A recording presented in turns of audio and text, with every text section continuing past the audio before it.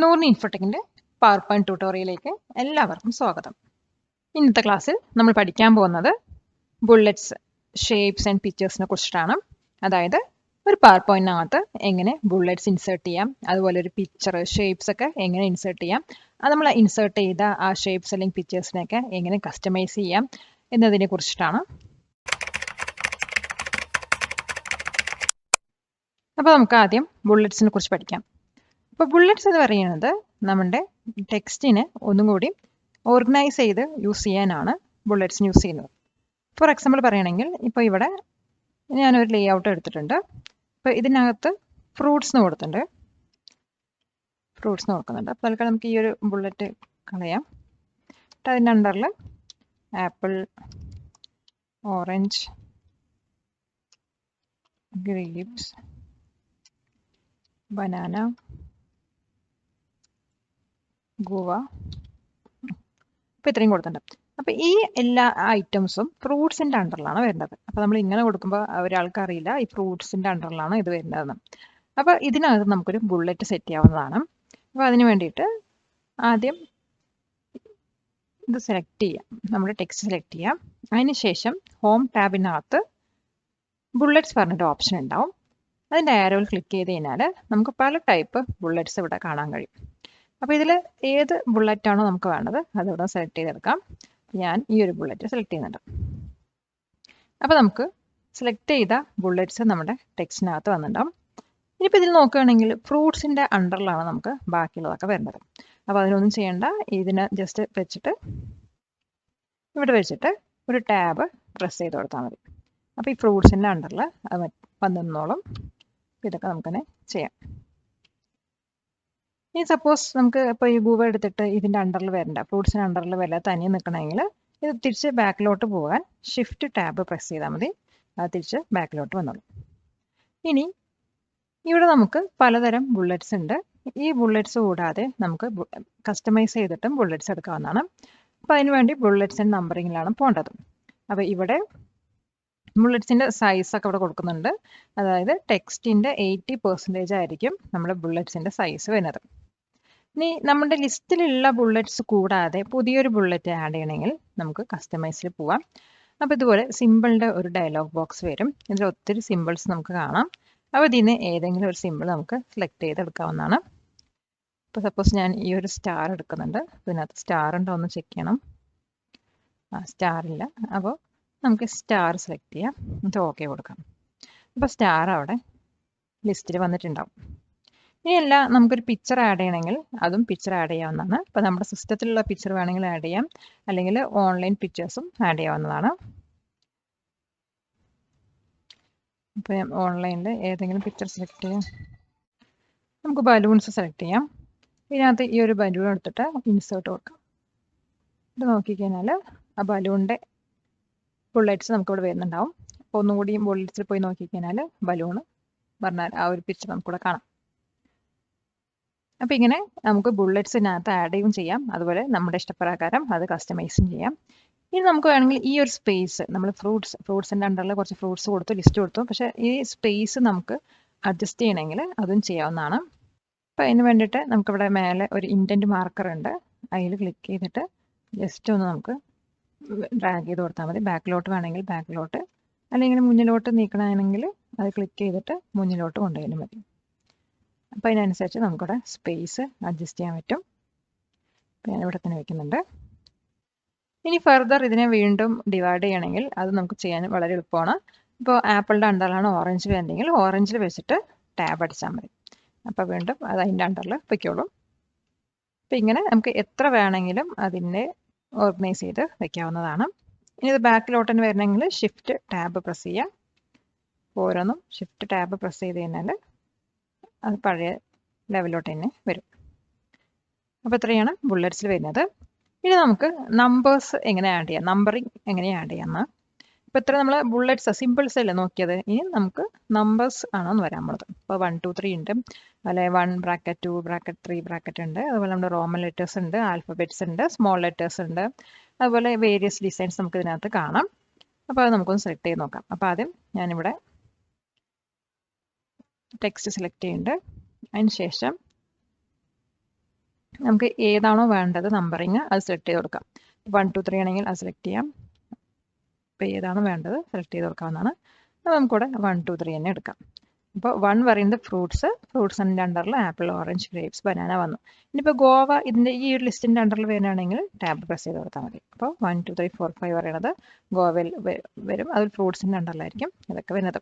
ഇനിയിപ്പോൾ ഫ്രൂട്ട്സിന് നമ്പറിങ് വേണ്ടെങ്കിൽ ജസ്റ്റ് ഒരു ബാക്ക് സ്പേസ് കീ അടിച്ചു കൊടുത്താൽ മതി, അതിന് നമ്പർ ഉണ്ടാവില്ല.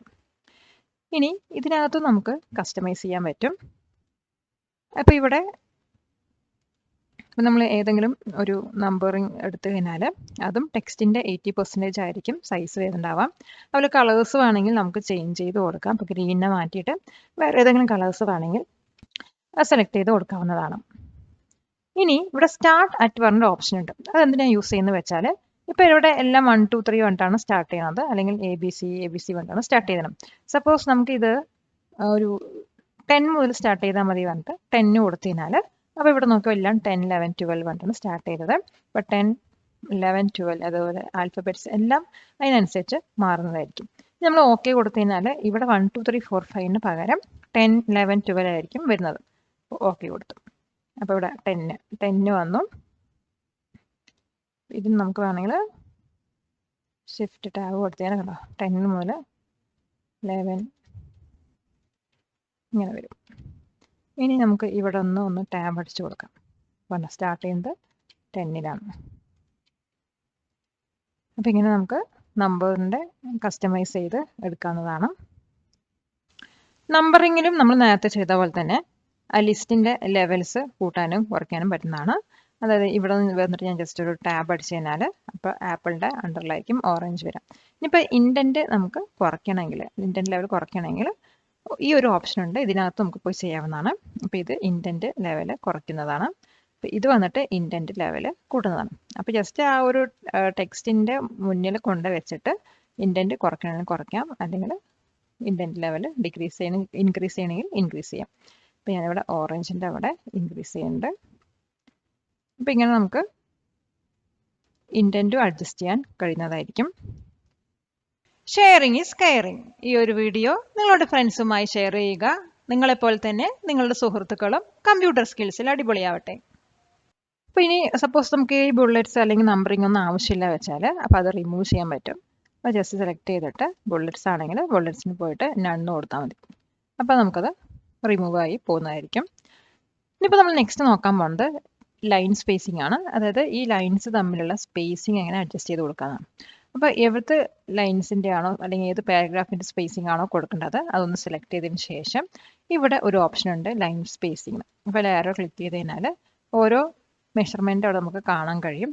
അപ്പോൾ അതിനനുസരിച്ച് നമുക്കത് ലൈന് അഡ്ജസ്റ്റ് ചെയ്ത് വരുന്നതായിരിക്കും. ഇപ്പോൾ 1.0 ഓൾറെഡി കിടക്കുന്നത്. ഇപ്പോൾ 1.5 കൊടുത്തു കഴിഞ്ഞാൽ ആ ഒരു പാരഗ്രാഫിൻ്റെ ഇടയിലുള്ള ലൈൻ സ്പേസിങ് കൂടിയിട്ടുണ്ടാവും. നെക്സ്റ്റ് നമ്മൾ പഠിക്കാൻ പോകുന്നത് ഒരു പ്രസൻറ്റേഷനകത്ത് എങ്ങനെ ഒരു പിക്ചർ ഇൻസേർട്ട് ചെയ്യാമെന്നാണ്. അപ്പോൾ പിക്ചർ ഇൻസേർട്ട് ചെയ്യുന്നതിന് വേണ്ടിയിട്ട് ഇൻസേർട്ട് ടാബിനകത്ത് പോവാം. അപ്പോൾ ഇവിടെ പിക്ചർ പറഞ്ഞ ഓപ്ഷൻ ഉണ്ട്. ഈ ഒരു ആരോയിൽ ക്ലിക്ക് ചെയ്ത് കഴിഞ്ഞാൽ insert picture from this device online pictures 2 option ഉണ്ട്. അപ്പോൾ ദിസ് ഡിവൈസ് പറഞ്ഞാൽ നമ്മുടെ സിസ്റ്റത്തിലുള്ള ഓൾറെഡി സേവ് ചെയ്തിരിക്കുന്ന പിക്ചേഴ്സ് നമ്മുടെ പ്രസൻറ്റേഷനിലോട്ട് കൊണ്ടുവരാനാണ് ഈ ഒരു ഓപ്ഷൻ യൂസ് ചെയ്യുന്നത്. അപ്പോൾ രണ്ടാമത്തെ വന്നിട്ട് ഓൺലൈനായിട്ടുള്ള പിക്ചേഴ്സ് സെലക്ട് ചെയ്ത് കൊണ്ടുവരാനാണ് ഈ ഒരു ഓപ്ഷൻ വരുന്നത്. അപ്പോൾ നമുക്ക് വേണമെങ്കിൽ ഓൺലൈൻ പിക്ചർ തന്നെ എടുക്കാം. അപ്പോൾ ഇതിനകത്ത് നിന്നും ഏതെങ്കിലും പിക്ചർ സെലക്ട് ചെയ്യാം. ഇപ്പോൾ സപ്പോസ് നമുക്കിവിടെ ഇതിൽ നിന്നൊരു പിക്ചർ എടുക്കാം. അപ്പോൾ ഇതിൽ ഈ ഒരു പിക്ചർ സെലക്ട് ചെയ്യാം. ഇൻസേർട്ട് കൊണ്ട് കൊടുക്കാം. അപ്പോൾ ആ പിക്ചർ നമുക്കിവിടെ ഇൻസേർട്ടായി വന്നിട്ടുണ്ടാവും. ഇനി ഈ പിക്ചേഴ്സിന് നമുക്ക് വേണമെങ്കിൽ റീസൈസ് ചെയ്യുക അല്ലെങ്കിൽ നമുക്ക് ഇഷ്ടമുള്ള ഒരു ലൊക്കേഷനിൽ കൊണ്ടുപോയിട്ട് പൊസിഷൻ ചെയ്യുക ചെയ്യാം. അപ്പോൾ റീസൈസ് ചെയ്യുക പറയുന്നത് നമുക്കൊരു പിക്ചറിൻ്റെ എല്ലാ സൈഡിലും ഹാൻഡിൽസ് കാണാൻ കഴിയും. ആ ഹാൻഡിൽസിനെ ജസ്റ്റ് ഒന്ന് ഡ്രാഗ് ചെയ്താൽ മതി. അപ്പോൾ അതങ്ങനെ പിക്ചേഴ്സിൻ്റെ ഷേപ്പ് നമുക്ക് കൂട്ടാനും കുറയ്ക്കാനും പറ്റുന്നതാണ്. ഞാനിവിടെ നോക്കുന്നുണ്ട്.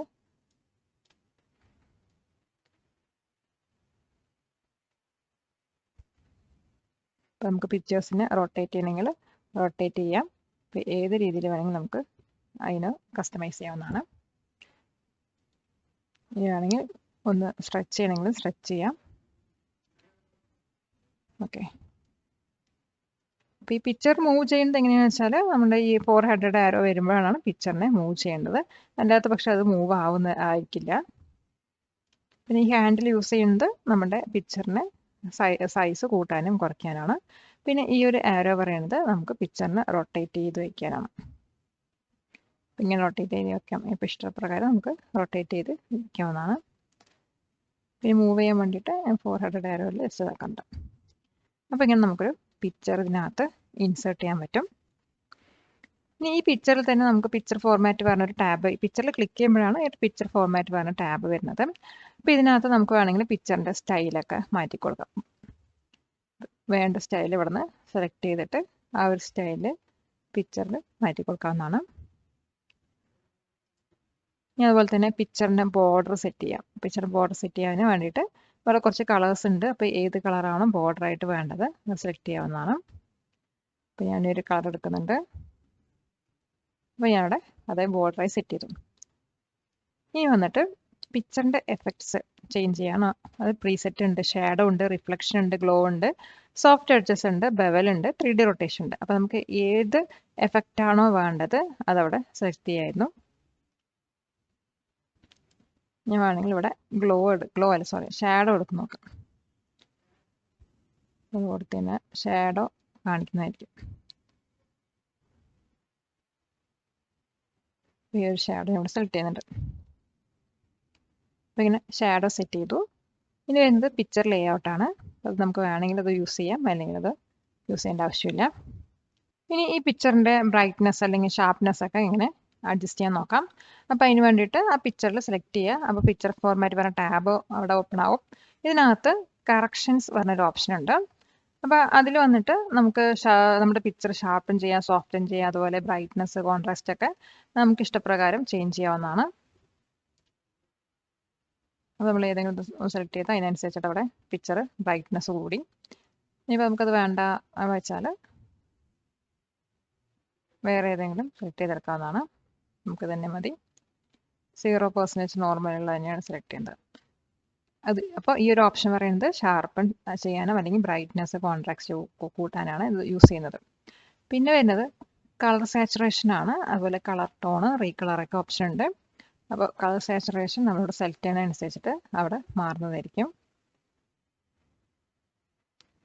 അതുപോലെ റീകളറും നമ്മളോട് സെലക്ട് ചെയ്യുന്നതനുസരിച്ചിട്ട് അവിടുത്തെ കളേഴ്സ് ചേഞ്ച് ആവുന്നതാണ്. പിന്നെ വരുന്നത് ആർട്ടിസ്റ്റിക് എഫക്ട്സ് ആണ്.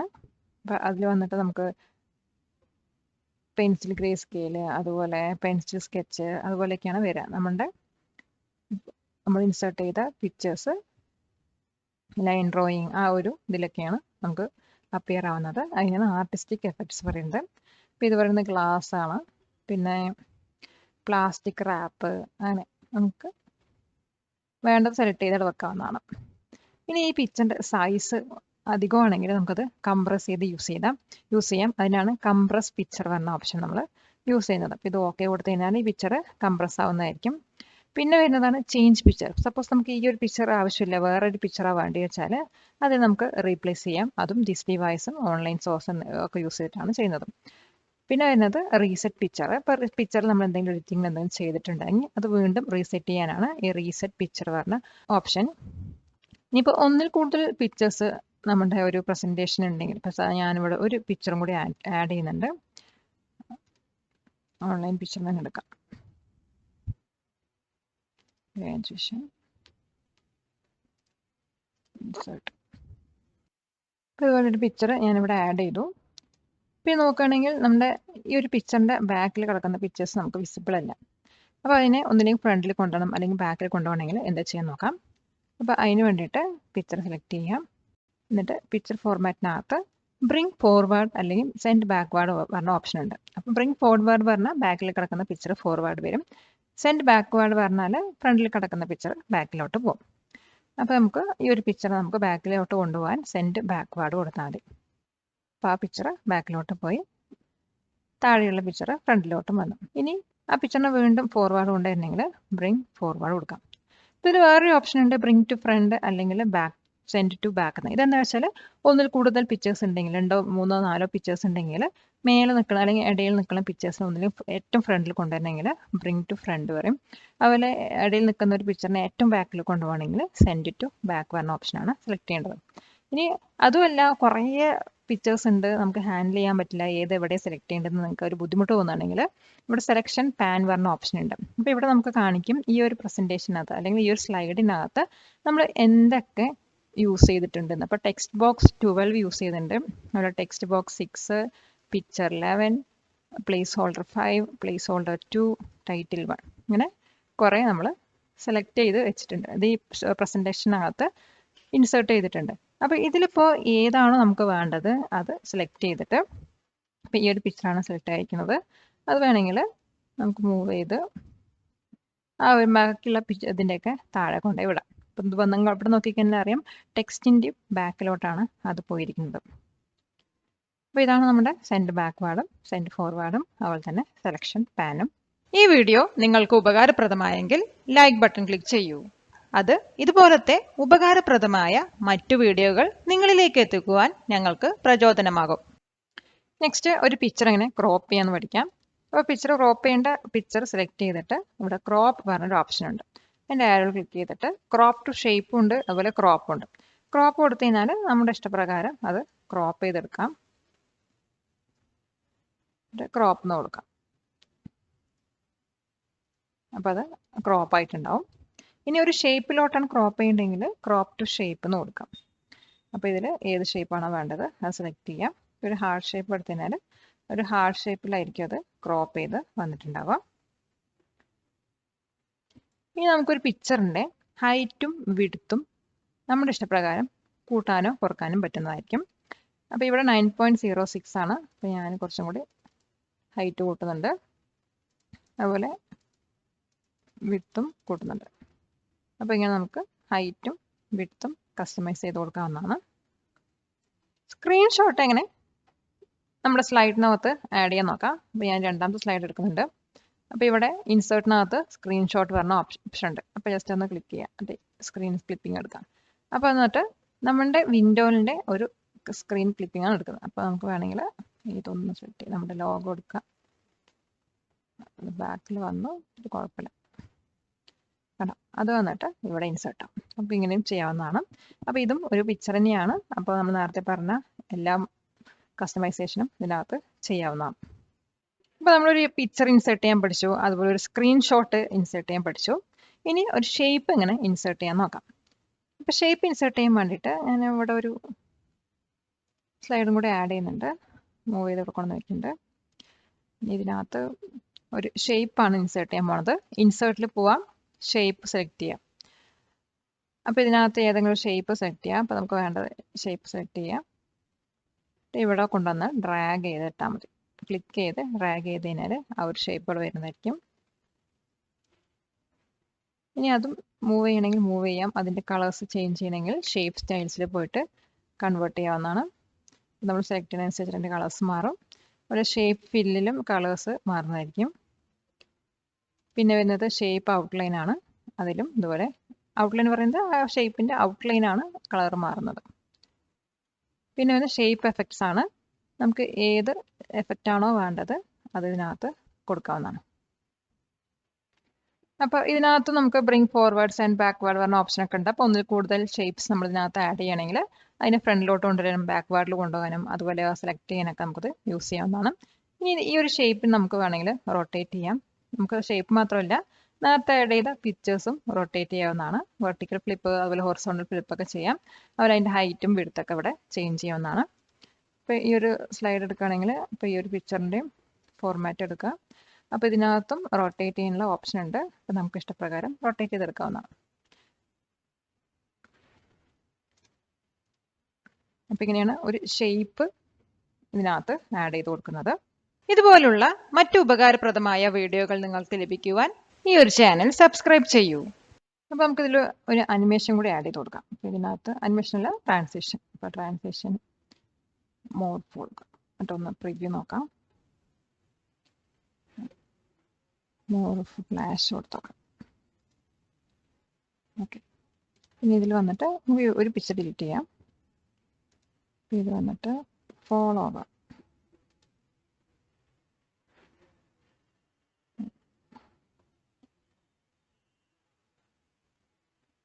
പിന്നെ ഇതിൽ വന്നിട്ട് ഡ്രൈപ്പ്.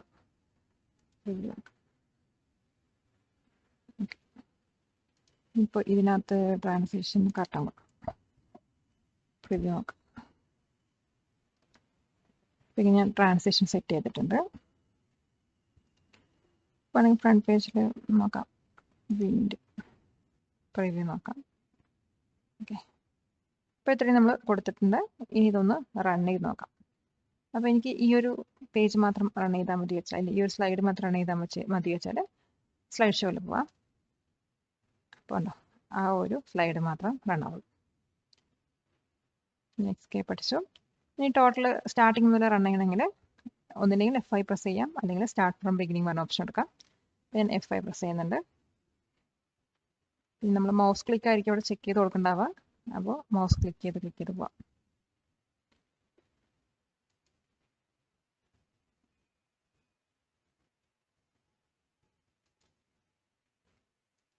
അതിനകത്ത് നമ്മൾ അനിമേഷൻ വെച്ചിട്ടില്ല. അപ്പോൾ ലാസ്റ്റ് പേജിൽ വന്നു. ഒന്നിൽ നമുക്ക് എസ്കേപ്പ് അടിച്ചിട്ട് എക്സിറ്റ് ആവാം. അപ്പോൾ ഇത്രയും കാര്യങ്ങളാണ് ഇന്നത്തെ ക്ലാസ്സിൽ വരുന്നത്. ഒരു ബുള്ളറ്റ്സ്, നമ്പറിങ്, അതുപോലെ ഷേപ്പ് എങ്ങനെ ആഡ് ചെയ്യാം, പിക്ചേഴ്സ് എങ്ങനെ ആഡ് ചെയ്യാം, അതുപോലെ സ്ക്രീൻഷോട്ട് എങ്ങനെ ആഡ് ചെയ്യാം എന്നതിനെക്കുറിച്ചിട്ടാണ്.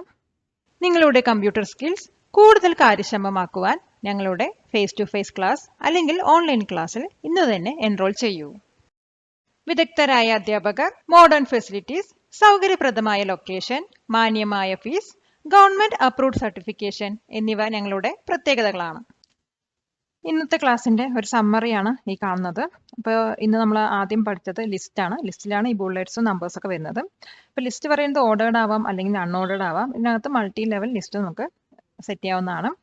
പിന്നെ നമ്മൾ പഠിച്ചത് ലിസ്റ്റിന്റെ സിമ്പിൾസ് അല്ലെങ്കിൽ പിക്ചേഴ്സ് ഒക്കെ എങ്ങനെ കസ്റ്റമൈസ് ചെയ്യാമെന്ന് പഠിച്ചു. അതുപോലെ തന്നെ ഈ ലിസ്റ്റുകൾ തമ്മിൽ അല്ലെങ്കിൽ ഒരു പാരഗ്രാഫിലെ ലൈനുകൾ തമ്മിൽ സ്പേസിങ് എങ്ങനെ അഡ്ജസ്റ്റ് ചെയ്യാം, അതുപോലെ ഒരു പിക്ചർ എങ്ങനെ ഇൻസേർട്ട് ചെയ്യാം, ഇൻസേർട്ട് ചെയ്ത പിക്ചർ എങ്ങനെ കസ്റ്റമൈസ് ചെയ്യാം, അതിനങ്ങനെ ബോർഡേഴ്സ് ഒക്കെ സെറ്റ് ചെയ്ത് കൊടുക്കാന്നൊക്കെ പഠിച്ചു. പിന്നെ നമ്മൾ പഠിച്ചത് ഷേപ്സ് ആഡ് ചെയ്യാനാണ്. അപ്പോൾ ഷേപ്സ് ആഡ് ചെയ്തതിന് ശേഷം ആ ഷേപ്പ് ഏതൊക്കെ രീതിയിൽ ഫോർമാറ്റ് ചെയ്യാം എന്നൊക്കെ ഇതിനകത്ത് നമ്മൾ പഠിച്ചു.